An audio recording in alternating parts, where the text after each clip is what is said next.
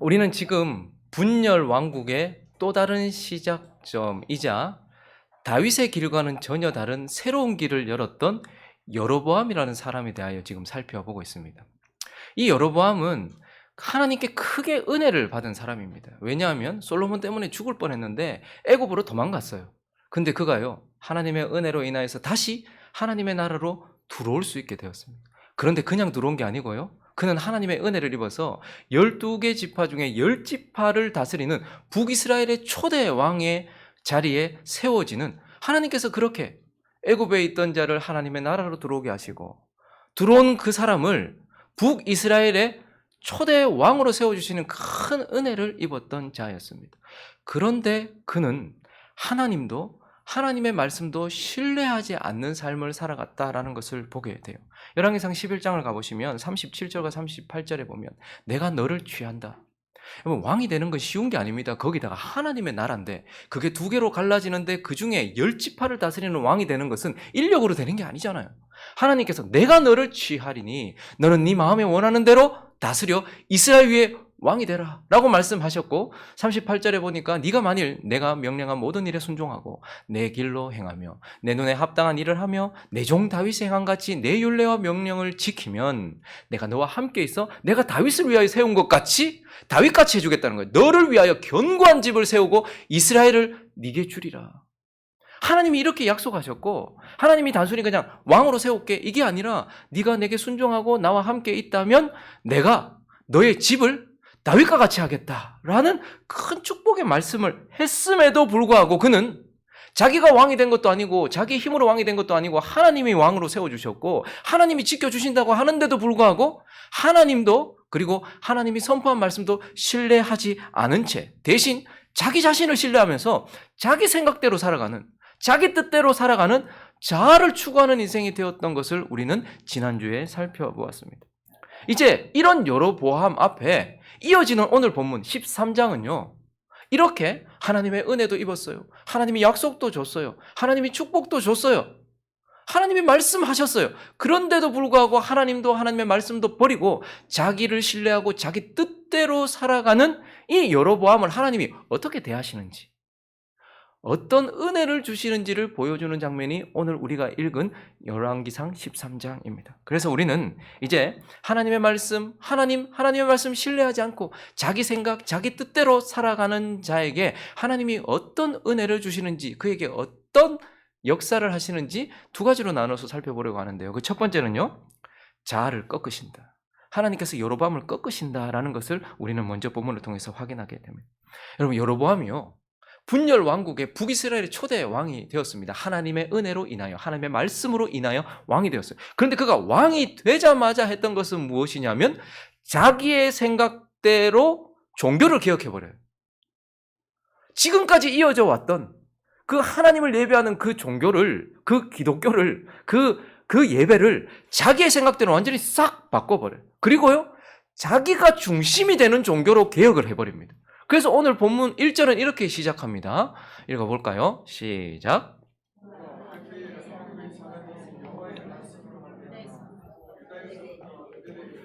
마침 여로보암이 제단 곁에 서서 분향하는, 여로보암 왕이에요. 근데 제단에 여로보암이 서 있고 분향을 누가 하고 있어요? 여로보암이 하고 있어요. 누가 해야 됩니까? 제사장이 해야 돼요. 그런데도 불구하고 그는 자기 마음대로 종교를 개혁해버리더니 자기가 중심이 되어서 그곳에서 하나님을 자기 멋대로, 자기 중심대로 예배를 하고 있는, 정말 두려움 없이 제단 곁에 서서 하나님을 분향하고 있는 모습. 그런데 그때 여호와의 사람, 하나님의 사람이 거기 왔어요. 그리고 그때 하나님께서 어떻게 하셨는가? 4절 있습니다. 시작. 여로보암 왕이 하나님의 사람이 베델에 있는 제단을 향하여 외쳐 말함을 들을 때에 제단에서 손을 펴며 그를 잡으라 하더니 그를 향하여 편 손이 말라 다시 거두지 못. 손이 말랐다라고 말해요. 성경에서 손이라고 하면 능력을 의미합니다. 그러니까 여로보암은 능력의 손이었어요. 그래서 열왕기상 11장을 보시면 26절에 솔로몬의 신하 느밧의 아들 여로보암이 또한 뭐를 들어? 손을 들어 왕을 대적했어요. 가장 풍요의 왕, 가장 강력했던 왕, 가장 많은 땅과 많은 부를 가지고 있었던 왕에게도 손을 들어서 능력 있게 대적할 수 있었던 그의 힘. 그리고 일대 왕이 이제 되자마자 종교도 개혁하고 나라를 완전히 10개 지파를 먹었던 그 강력한 손. 근데 그걸 어떻게 하시는 거예요? 마르게 해버리신다. 라고 이렇게 말씀하고 있는 거예요. 거기다가요, 5절은요. 하나님의 사람이 여호와의 말씀으로 보인 징조대로 제단이 갈라져 버렸다. 재가 쏟아져 버렸다. 이렇게 말해요. 그 제단 누가 만든 제단? 자기가 만든 제단이에요. 하나님이 말씀하신 제단이 아니에요. 자기가 만든 제단이에요. 자기 생각대로 한 거예요. 하나님 어떻게 하시는 거예요? 그 사람 생각대로 한 거 부숴버리신다라고 말해요. 뭐 우리는 이걸 저주라고 생각할지 모르겠지만 우리가 하나님의 은혜로 살아가는 자들이 하나님의 말씀대로 살아가지 않을 때에 하나님이 그 사람을 어떻게 하시는 거예요? 자기를 신뢰하고 자기 뜻대로 할 때 하나님이 그를 꺾으시는 거예요. 자신의 약함을 깨닫게 하시는 거예요. 그 강한 손을 약하게 하시고 마르게 하시고 그 생각대로 했던 그가 세워놓았던 것들을 깨트리시고 쏟아버리시는 우리가 하나님의 은혜로 살아가는 우리가 하나님도 신뢰하지 않고 하나님의 말씀도 신뢰하지 않은 채 나를 신뢰한다면 하나님은 우리를 마르게 하실 것입니다. 그리고요, 내가 생각해서 세워놓은 제단과 그 모든 것들을 깨트리신다라고 말씀하면서 우리가 하나님을 신뢰하지 않은 채 자기를 추구하면 하나님은 우리를 마르게 하시고 하나님은 우리가 세운 것들을 다 깨트려 버리신다라고 이렇게 말씀하고 있는 겁니다. 그런데 오늘 본문을 통해서 이제 이렇게 자기를 신뢰하고 자기 뜻대로 살아가는 자를 하나님이 어떻게 대하시는가? 그 두 번째는 바로 하나님을 경험하게 하신다라는 거예요. 오늘 본문은요, 사실 하나님께서 와, 요거 봐라. 쥐를 신뢰하고 쥐 뜻대로 하네? 그래서 그걸 꺾으시는 이야기가 아니에요. 13장 전체는 그러한 삶을 살았던 여로보암에게 하나님이 어떤 은혜를 주셨는지를 우리에게 보여주는 장면이에요. 그래서 사실 13장은요, 자아추구를 하고 있었던 여로보암에게 쏟아부으신 하나님의 은혜가 전부 녹아져 있는 본문입니다. 여러분, 우리 먼저 여로보암 왜 이랬을까요? 여로보암 왜 이랬을까요? 아니, 하나님이 자기에게 찾아서 내가 너를 취했다. 내가 너 왕으로 세웠다. 그리고 내가 너희 집안을 보호할 것이다. 그렇게 말했는데도 불구하고 왜 하나님도 신뢰하지 않고 하나님의 말씀도 신뢰하지 않았을까요? 종자가 나쁜 겁니까? 제가 싹수가 놀았다. 원래부터 저랬다죠. 그랬습니까? 우리는 한 인생이 어떤 행동을 할 때 왜 저러는지 한번 가만히 살펴볼 필요가 있어요. 아니, 하나님이 그 가당치도 않은 일을 솔로몬의 나라에서 솔로몬에게서부터 뺏어가지고 자기한테 10지파를 주는 이런 큰 은혜를 받고 그러한 말씀이 이루어졌음에도 불구하고 어떻게 여로보암은 하나님의 말씀에 이렇게 믿음이 없이 신뢰하지 못하고 하나님 신뢰하지 못했을까? 열왕기상 11장을 가보시면 37절에 보시면 하나님 말씀하셨잖아요. 하나님의 말씀이 선포됐어요. 내가 너를 취한다. 너는 네 마음에 원하는 대로 다스려 이스라엘 왕이 되라. 그렇게 될 것이다. 이렇게 말했어요. 그런데 그러한 말씀을 듣자마자 그가 경험했던 건 뭐죠? 40절입니다. 시작.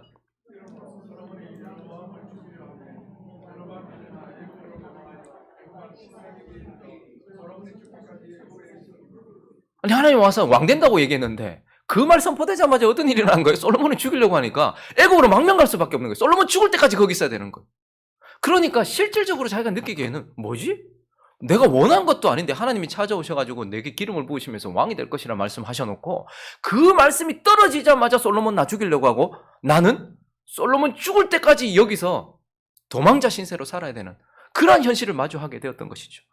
자, 그런데 12장으로 넘어가면 2절을 보시면요, 느바스 아들 여로보암이 전에 솔로몬 왕의 얼굴을 피해서 애굽으로 도망했었잖아요. 거기 있었거든요. 그런데 셋째 줄부터 한번 읽어볼까요? 시작. 이제 그 소문을 듣고 여전히 애굽에 있는 중에 무리가 사람을 보내 그를 불렀더라. 여로보암과 이스라엘 온 회중이 와서 르호보암 왕에게 말해. 사실 애굽에 있었던 비참한 그의 인생을 다시 하나님 나라로 들려보낸 실질적인 사람들은 누구죠? 사람들이었어요.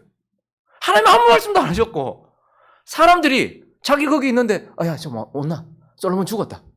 그러니까 여로보암 입장에서는 실질적으로 자기를 하나님 나라에 들어오게 했던 것은 하나님이라기보다는 사람들이었어요. 이스라엘 백성들이었어요. 거기다가 좀 더 나아가 보면 20절을 보시면요, 읽어볼까요? 시작. 온 이스라엘이 여로보암이 돌아왔다 함을 듣고 사람을 보내 그를 공회로 청하여 온 이스라엘의 왕으로 삼으니 유다 지파 외에는 다윗의 집을 따르는 자가 없으니. 실질적으로 또한 그를 왕위에 올린 건 누구라고 느꼈을까요? 하나님이라고 느꼈을까요? 하나님의 말씀이라고 느꼈을까요? 아니면 이스라엘 백성들이라고 느꼈을까요? 백성들이 자기를 왕위에 올린 거예요. 하나님은 나보고 왕 된다 해놓고 나는 도망 다닐 수밖에 없었고, 그런데 실질적으로 사람들이 와서 나를 야 다시 들어오나? 그리고 사람들이 와서 야 네 왕해라 이렇게 얘기했단 말이에요. 그랬기 때문에 그의 마음속에는, 조금 더 내려가 보면 26절에 보면 그가 왕이 되자마자 그의 마음에 스스로 이르기를, 나라가 이제 만약에 이스라엘 백성들이 예루살렘에 가서 예배를 드리면 다윗의 집으로 마음이 돌아갈 것이다. 그래서 어떻게 하는 거예요? 만일 이 백성이 예루살렘에 있는 여호와의 성전에 제사를 드리고자 하여 올라가면 이 백성의 마음이 유다 왕 된 그들의 주 르호보암에게로 돌아가서 나를 죽이고 유다의 왕 르호보암에게로 돌아갈 것이라. 그러니까 하나님을 두려워하는 것이 아니고 어떻게 하는 거예요? 사람을 두려워하는 거예요. 왜요? 그가 경험한 것은 하나님의 말씀이 자기에게 이루어진다라기보다는 사람들이 나를 이집트에서 불러들였고 사람들이 나를 왕위에 세워놨으니 사람들이 더 무서운 거예요. 그리고 그에게는 하나님이 그에게 은혜를 주신다라는 실질적인 경험을 하여서 알지 못했고, 이 모든 것들이 그분의 말씀대로 되어진다라는 것을 깨닫지 못하는 거예요. 아, 이거 사람이 했다. 이렇게 되었다. 그러니까 하나님의 말씀이 이루어지고 있는데 그는 실질적으로 하나님의 뜻 그리고 하나님의 말씀대로 이루어진다라고 느끼기보다는 뭐예요? 사람들이 그랬다라고 생각을 했던 거예요. 결국 여로보암은 하나님의 말씀도 사실을 경험하여 알지 못했을 뿐만 아니고 이 모든 것들이 하나님의 뜻대로 이루어진다는 것을 제대로 체험하여 알지 못하여 깨닫지 못하고 있었던 거예요. 그래서 그는 하나님도 하나님의 말씀도 신뢰하지 않았고 사람들을 두려워하면서 그렇게 살았던 것이죠. 그래서 하나님은 어떻게 하시는 거예요? 이 여로보암에게 하나님을 경험하게 해주는 거예요. 하나님을 실제로 알게 하시고 하나님의 말씀이 실제로 이루어진다는 것을 알게 하시는 거예요. 그래서 6절을 보시면요, 손이 말랐거든요. 자, 그런데 6절 읽어주시겠습니까? 시작.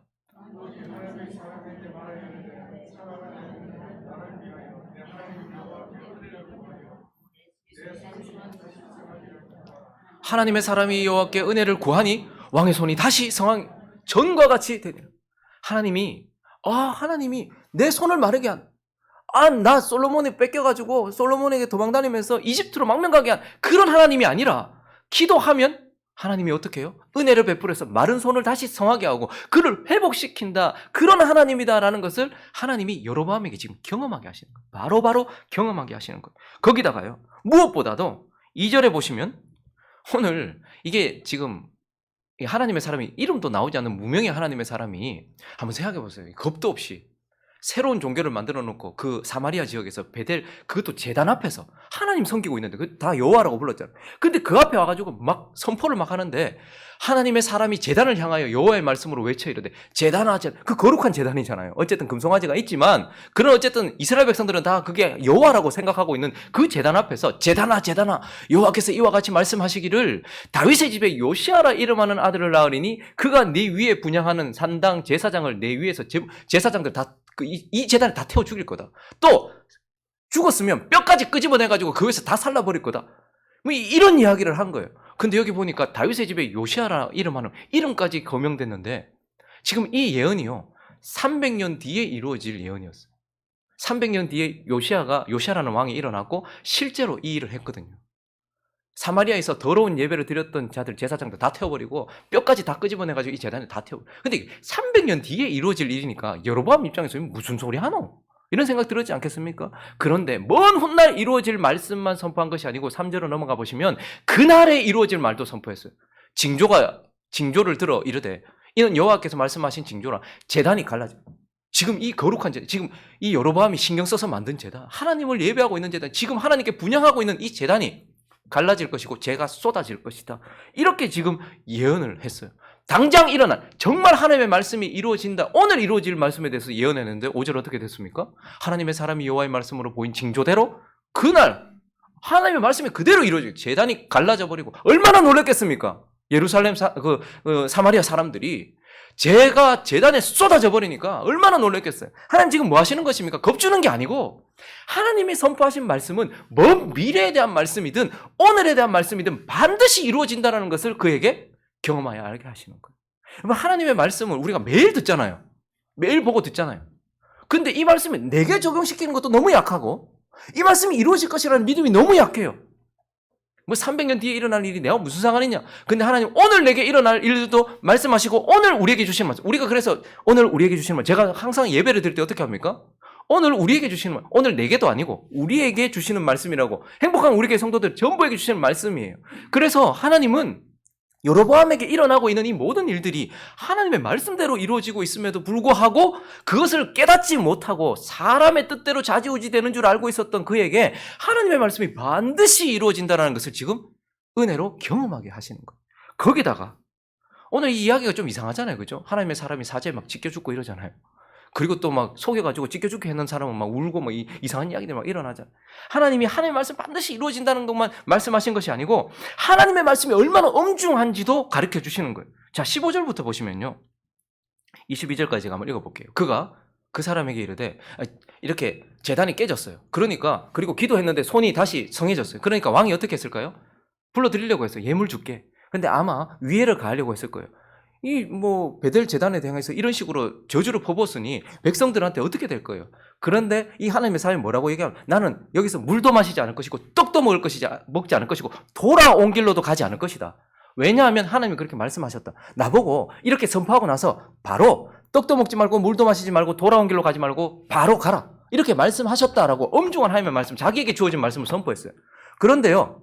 그가 그 사람에게 이르되 나와 함께. 그런데 거기에 또한 선지자 하나가 더 있었어요. 베델에 늙은 선지자가 하나 있었는데 그 선지자가 그 사람 어디로 가던데? 저쪽으로 갑디다. 아들이 가르쳐준다. 그래 갔어요. 찾아갔어요.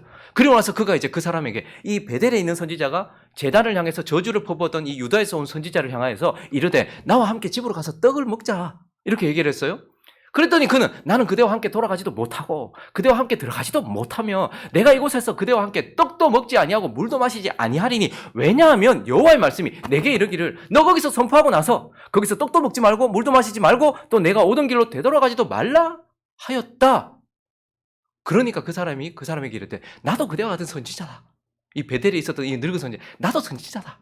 이러면서 여호와의 천사가 여호와의 말씀으로 내게 네 집으로 데리고 와라. 그래서 떡도 먹이고 물도 마시게 해라. 그렇게 했을 때 이는 그 사람을 어떻게 했다? 속였다는 거예요. 베델에 있는 그 선지자 속였어요. 그러니까 지금 그리고 속았어요. 그래서 그 사람이 그와 함께 속아가지고 그 집에 들어갔어요. 그래서 그에 돌아갔고 하나님 하지 말아 했잖아요. 돌아가지 말아 했는데 돌아갔고 떡 먹지 말아 했는데 떡 먹고 물 마시지 말라 했는데 물 먹었어요. 그랬더니 어떻게 됐어요? 그들이 상 앞에 앉아 있을 때 여호와의 말씀이 그 사람이 그러니까 또 그 베델 그 거짓 선지자에게 하나님의 말씀이 임해가지고 이렇게 말했어요.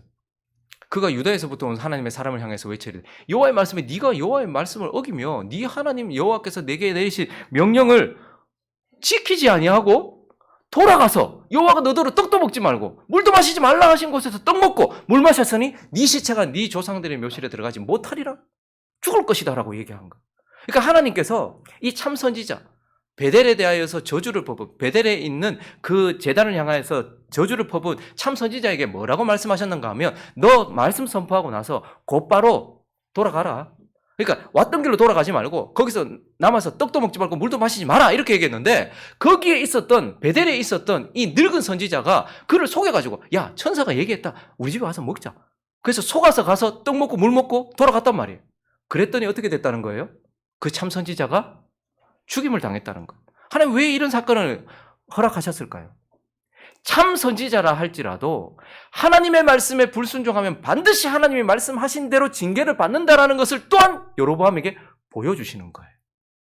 그러니까 하나님은 지금 여로보암에게 하나님이 얼마나 은혜로우신지도 경험하게 하시고 그리고 하나님의 말씀이 반드시 이루어진다는 것도 경험하게 하시며 하나님의 말씀이 얼마나 엄중한지도 그가 참 선지자였고 비록 속았지만 그럼에도 불구하고 하나님의 뜻대로 하나님의 말씀에 어긋난 삶을 살면 어떻게 된다는 거예요? 징계를 받는다. 죽임을 당한다라고 말했으면 죽임을 당한다라는 걸 지금 여로보암한테 가르쳐주고 있는 거예요. 경험하게 하시는 거예요. 거기다가요. 이제 오늘 본문을 통해서 또 하나 그가 뭘 하게 하는가? 바로 하나님의 말씀을 확증하는 증거도 줘요. 여기 지금 이제 거짓 선지자가 나왔잖아요. 베델에 있는 늙은 선지자. 그러니까 저 유다에서 올라와서 제단을 향해서 이 제단을 향해서 저주를 선포했던 참 선지자가 있는가 하면 이 사람을 속였던 거짓 늙은 선지자가 있잖아요. 그러니까 우리가 이걸 읽다 보면 이 사람도 선지자인데 하나님의 말씀도 임했으니 좀 헷갈릴 수 있어요. 근데 이 사람은 어떤 선지자였을까요? 베델에 있었던 이 늙은 선지자는 부패한 타락한 선지자거나 아니면 거짓 선지자였을 거예요. 11절을 보시면 베델에 한 늙은 선지자가 살았어요. 그의 아들들이 와서 이날에 하나님의 사람이 베델에서 행한 모든 일을 그에게 말했어요. 들었죠. 그러니까 이 선지자가 가만히 들어보니까 베델에 있는 제단을 향해서 막 저주를 퍼붓고 이러니까 마음이 안 좋았겠죠. 뭐 저런 게 다 있나. 그러니까 이는 거짓 선지자이고 부패한 선지자였을 거예요. 왜냐하면 역대하 11장을 가보시면요. 어떤 일이 있었는가 하면 온 이스라엘의 제사장들과 레위 사람들이 그들의 모든 지방에서부터 르호보암에게 돌아가 버렸어요. 왜요? 여로보암이 금송아지 2개 만들고 이상한 제사를 막 드리니까 이 제사장들과 레위 사람들 입장에서는 이거 완전 타락이다. 이런 생각이 들었던 거예요. 그러니까 북이스라엘에 있었던 레위인들과 제사장들이 여로보암이 이상한 제사를 드리고 종교를 이상하게 만들어버리니까 야 이거 이단됐다. 그래서 어떻게 하는 거예요?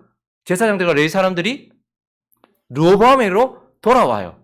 그리고 레위 사람들이 자기들의 마을들과 산업을 떠나 유다와 예루살렘에 이르렀으니 이는 여로보암과 그의 아들들이 그들을 해임하여 여호와께 제사장의 직분을 행하지 못하게 하고 여로보암이 여러 산당과 순념소와 우상과 자기가 만든 송아지 우상을 위하여 친히 이상한 제사장들을 세운 거예요. 그랬더니 이스라엘의 모든 지파 중에 이제 마음을 굳게 해서 마음 단단히 먹고 이스라엘의 하나님 여호와를 찾는 자들이 레위 사람들을 따라 예루살렘에 이르러 그의 조상들의 하나님 여호와께 제사하고자 한지라. 그러니까 레위 사람들하고 제사장들이 이거 이상해졌다. 여로보암 이상하다. 그러니까 그들이 마음 먹고 내려오는 길에 그 가운데서 이스라엘 지파 중에서 이거 정말 이건 좀 이단인 것 같아 라고 생각한 사람들은 다 어디로 내려왔다는 거예요? 다 예루살렘으로 내려왔다는 거예요. 그러니까 베델에 있었던 늙은 선지자는 거기 그대로 남아 있었고 그의 아들들은 또한 여로보암이 분향하고 있는데 거기 있었던 것을 보면 그는 거짓 선지자인 거예요. 부패한 선지자인 거죠. 그래서 그거 어떻게 합니까? 18절에 보니까 속이죠. 천사가 말했다라고 말하면서 그 사람을 속여요. 아마 그는 베델의 제단을 향하여서 저주를 퍼부은 그 참 선지자에게 안 좋은 마음을 가지고 있었을 것이고 그래서 웃기고 있네. 하나님 말씀 같은 소리 하고 있네. 라고 말하면서 그를 속여가지고 그에게 위해를 가려고 그렇게 속여서 데리고 온 거예요. 그런데 어떤 일이 일어난 거예요? 20절에 보니까 그들이 상 앞에 앉아 있을 때에 그는 사실 거짓 선지자는 베델에 있는 거짓 선지자는 하나님 믿지도 않았고 하나님 말씀이 이루어질까 생각도 안 한 거예요. 그러니까 제단을 향해서 이렇게 막 저주를 퍼부은 그 사람한테 위해를 가려고 거짓말 시켜가지고 천사가 너 데리고 와서 떡 먹이라 했다. 이래가지고 거짓말을 시켰는데 그런데 그 상에 앉아 있을 때에 어떤 일이 일어난 거니까 여호와의 말씀이 그 거짓 선지자한테 임한 거예요. 뭐 이런 일이 있을 수 있습니까? 없습니까? 있어요. 가룟 유다가 복음을 선포했을 때도 사람들이 듣고 믿은 사람이 있었겠죠. 2명씩 짝지어서 전도하러 보냈을 때 가룟 유다가 병 고쳐준 사람도 있었겠죠.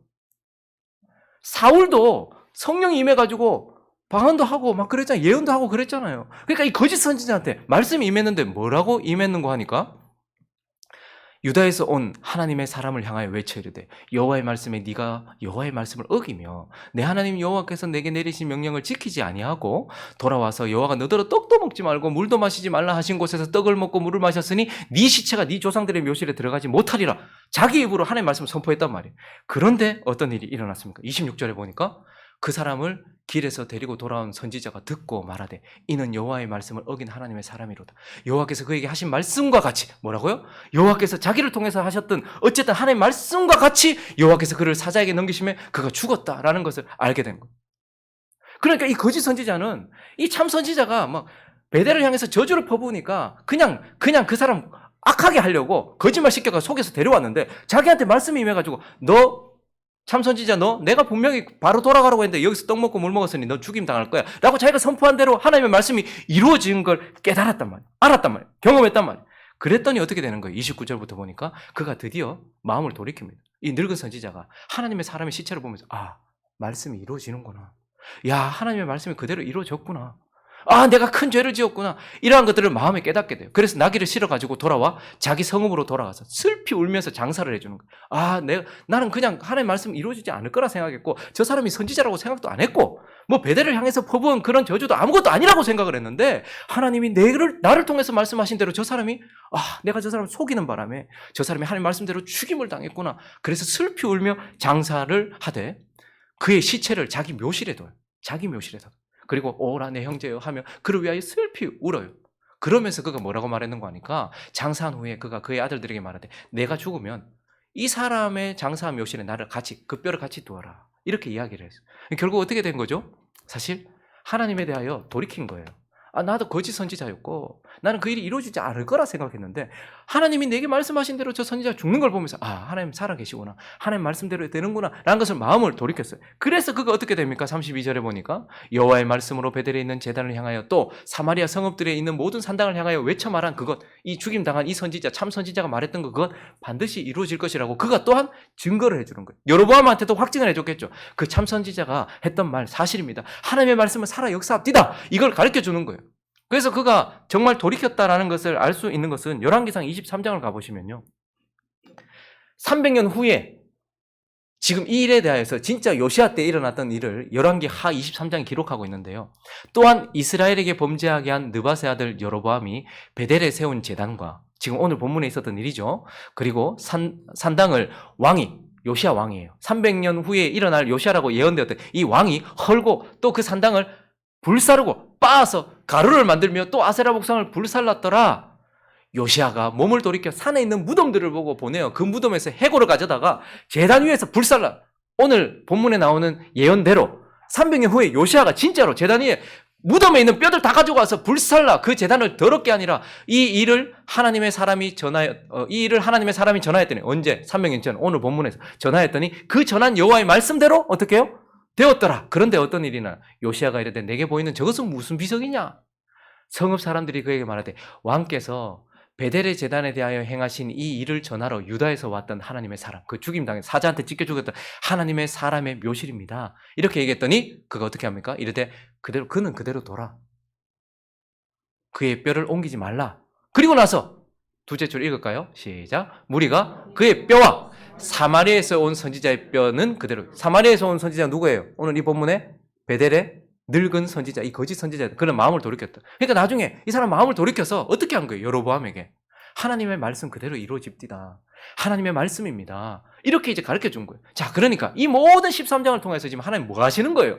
여로보암은 자기에게 일어나고 있는 일이 하나님의 은혜라는 것도, 그리고 하나님의 말씀대로 되어진다라는 것도 깨닫지 못했어요. 그랬더니 하나님이 어떻게 하시냐? 그래서 자기를 추구하고 자기 생각대로 사는 거예요. 그랬더니 하나님이 자신에게 은혜를 주시는 분이라는 것을 깨닫게 하시고 경험하게 하시고, 그리고 말씀하신 그대로 이루어진다라는 것을 그날 경험하게 하시고, 그리고 하나님의 말씀이 얼마나 엄중한지, 참 선지자라 할지라도, 그의 사명을 다 잘 감당했다 할지라도, 속았다 할지라도 말씀대로 살아가지 않고 어긋지면 하나님께서 심판하신다는 것도 가르쳐 주시고, 그리고요, 거기에 있었던 늙은 선지자를 통해서 하나님께서 하나님 말씀대로 된다는 걸 확증까지 지어주시면서 하나님이 여로보암에게 하나님을 경험하게 하시면서 자기를 추구하는 그에게 하나님의 말씀을 믿으라고 은혜를 주고 계시는 그러한 본문이 오늘 본문이다라는 것입니다. 말씀을 정리하겠습니다. 그런데 어떻게 되었을까요? 여로보암, 하나님의 은혜로 이집트에서 애굽으로 돌아왔어요. 하나님의 은혜로 왕이 되었습니다. 하나님의 은혜로 지금도 하나님을 경험했습니다. 그런데도 불구하고 어떻게 되었을까요? 오늘 본문 마지막 절 33절과 34절에 있습니다. 시작.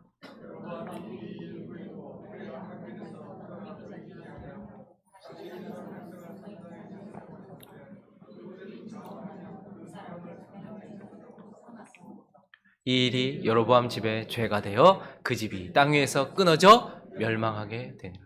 그가 자아를 추구했기 때문에 멸망하게 된 것이 아니고요. 33절 다시 가보시면 여로보암이 이 일 후에도 하나님께서 충분히 하나님을 경험하게 해주셨는데, 이 일 후에도 그의 악한 길에서 떠나 돌이키지 어떻게 했다고요? 못한 것이 아니에요. 돌이키지 아니하였다 이렇게 말하고 있어요. 그래서 결국 여로보암은 그의 집이 끊어졌다 이렇게 말하고 있는 거예요. 오늘 이 말씀을 통해서 저와 여러분을 살펴보기를 원합니다. 우리도 우리 인생 가운데 일어나는 일이 하나님의 은혜라는 것을 잘 깨닫지 못하고 내 인생 가운데 일어나는 한 조각까지도 하나님의 말씀대로 이루어진다는 것을 잘 깨닫지 못할 때가 많아요. 그러나 하나님은 어떻게 하십니까? 그래서 하나님을 경험하게 해주세요. 아, 하나님 내게 은혜를 주시는 분이구나. 아, 하나님의 말씀은 진짜 이루어지는구나. 아, 하나님의 말씀 참 엄중하시구나. 그리고 그것을 증거하는 증인들도 옆에서 계속해서 말씀하시면서 하나님 우리에게 은혜를 주시는 분이다라는 것입니다. 그러므로 우리는 오늘 이 13장의 여로보암의 결말이 아니라 자아를 추구하면서 내 뜻대로 살아갔다 할지라도 하나님의 말씀은 반드시 이루어지고 그분은 그런 우리를 버리시는 것이 아니라 여로보암에게도 찾아가셔서 그렇게 했던 것처럼 자신의 선하심과 자신의 신실하심과 자신의 은혜 주심 이러한 것들을 끊임없이 우리의 삶 속에서 지금도 드러내시고 말씀해 주신다라는 것을 기억하면서 하나님의 신실함을 찬양하는 저와 여러분 되시기를 예수 그리스도의 이름으로 축원합니다.